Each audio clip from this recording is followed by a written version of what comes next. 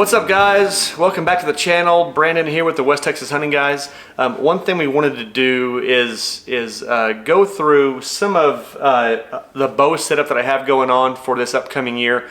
We get quite a few questions and direct messages asking us, you know, what bow do you shoot? What accessories do you use? You know, do a setup video. So that's what we're doing, is going to go through kind of my bow, what I use for hunting, for target practice, and everything else. So starting out, I'm shooting a Mathews V3 27.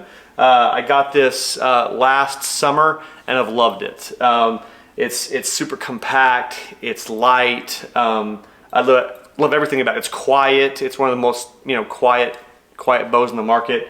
Love it. So I don't think I have to talk a whole lot about Mathews because it speaks for themselves.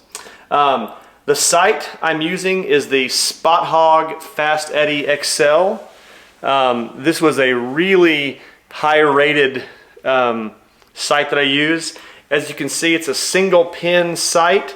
It's adjustable. I think my sight tape goes to 100 yards, but it's got additional tape afterwards. You could even put it up to 110 if you needed to. One thing I liked about it is it's got a single pin, but it's got a double stack reticle. So you can actually have two different yardages on there, a green dot and a yellow dot, which I like a lot because a lot of times when we're out on spot and stock type shooting situations, or if they're just animals moving around, you don't always have time to dial exactly to 27 yards or 35 yards, but you do have two different reticles on that, which I like a lot about the Spot-Hoggs.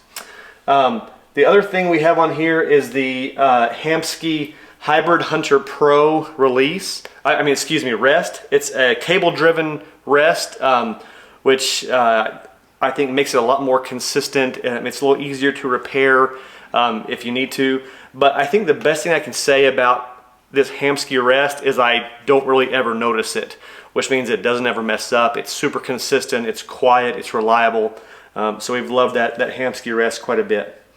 I've got two Stinger stabilizers. On the front I have a 10-inch, and on the back I have an 8-inch stabilizer. It's the Micro Hex. One reason we like the Micro Hex on the Stinger stabilizers is because here in West Texas it's pretty windy, it's always blowing, and these have a pretty low profile stabilizer, which means it's not pushing my bow left and right depending on how hard the wind is blowing. So we've loved those. Also have a little quick connect or quick disconnect, so you can pop them on, pop them off, whether it be because you don't want the extra weight on there in a long hunt, or if you're traveling with it and you need to stick it in a bow case. Probably one of the biggest questions we get asked is about releases, like what release do you use? So currently I'm using the Scott Archery Sigma release. This is a thumb style release that we started using this past summer. One reason I really wanted one like this is because I can stick it on my D-loop and it can just hang there ready to go. That's not that big a deal, except we do a lot of low light and nighttime hog hunting, and if I have a release that I'm having to find the D-loop and it's pitch black, we've missed hogs doing that because they've run off before I can find my D-loop. So I really like the fact that I can clip it on there, leave it on there, and it's ready to go. It also has a ton of ways to adjust up, back, sensitivity, where it fits on your thumb or wherever you're triggering it from. It also has a really smooth release, pops right up. So I've been a big fan of the Sigma release. Other than that, I use the Mathews Engage Limbs. Honestly, I don't know what I would do without these, because we do a lot of hunting in deer blinds or just next to the cedar tree. I'm sitting at the base of it, and to be able to set it there and not have to worry about it falling over, tipping over, those things are great and definitely worth the money. On the arrows that we're using this year, we partnered with a company called The Stock Archery. I definitely recommend looking them up. This is a carbon arrow, but it's right around 500 grains. I think it's like 495 grains.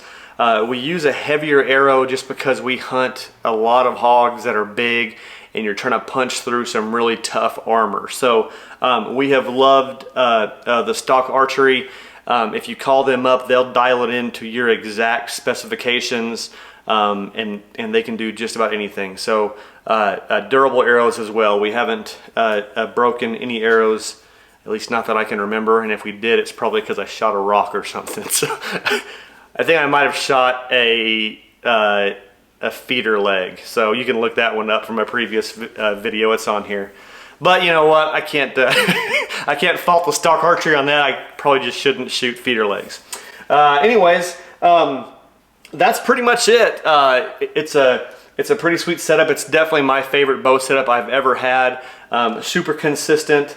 I try to go with the buy nice or buy twice type philosophy. None of this stuff is cheap, but I'm hoping in buying nice, not having to buy it again. So if you have any questions about any of that, definitely please let us know in the comments. I'll put a couple links below in the description. All right, guys, that's it. Thank you so much for watching. If you want to go back, I'm gonna link right up here. This is actually the video of us setting this thing up with our good friends over at Trader Bo's Bow Shop. If you haven't already, check them out online. They have a lot of really good stuff out there. But Trader Bo's. Also, one thing to mention is the Stock Archery. We were introduced to them by our good buddy Bradley Wallace over at 4B Outdoors. He uses these arrows and he kind of recommended them to us. But if you haven't already, go check out 4B Outdoors YouTube channel. You will definitely not regret it because that guy hammers hogs at least weekly and does good stuff. He's a great guy. So go check him out. But if you haven't already, don't forget to subscribe to the channel, like it, that helps us out. And also go over to Instagram and follow us at West Texas Hunting Guys. Thanks, guys.